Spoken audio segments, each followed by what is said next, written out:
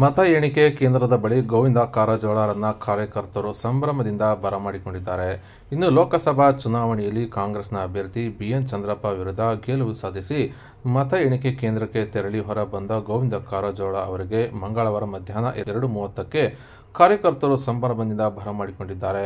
ಇನ್ನು ಮಾಜಿ ಶಾಸಕ ಎಸ್.ಕೆ. ಬಸವರಾಜನ್ ದಂಪತಿಗಳು ಮತ್ತು ಮಾಜಿ ಶಾಸಕ ಜಿ.ಎಚ್. ತಿಪ್ಪಾರೆಡ್ಡಿ ನೇತೃತ್ವದಲ್ಲಿ ಅದ್ಧೂರಿಯಾಗಿ ಬರಮಾಡಿಕೊಂಡು ಸಂಭ್ರಮ ಪಡಲಾಯಿತು. ಅಷ್ಟೇ ಅಲ್ಲದೆ ಕಾರ್ಯಕರ್ತರು ಪರಸ್ಪರ ಬಣ್ಣವನ್ನು ಹಚ್ಚಿಕೊಂಡು ಗೋವಿಂದ ಕಾರಜೋಳ ಹಾಗೂ ಬಿಜೆಪಿಯ ಪರ ಘೋಷಣೆಗಳನ್ನು ಕೂಗಿ ಸಂತಸ ವ್ಯಕ್ತಪಡಿಸಿದ್ದಾರೆ. ಇನ್ನು ಬಿಡಿ ರಸ್ತೆ, ಓಬವ್ವ ವೃತ್ತ ಸೇರಿದಂತೆ ನಗರದ ಪ್ರಮುಖ ಬೀದಿಗಳಲ್ಲಿ ರೋಡ್ ಶೋ ಸಹ ನಡೆಸಲಾಯಿತು.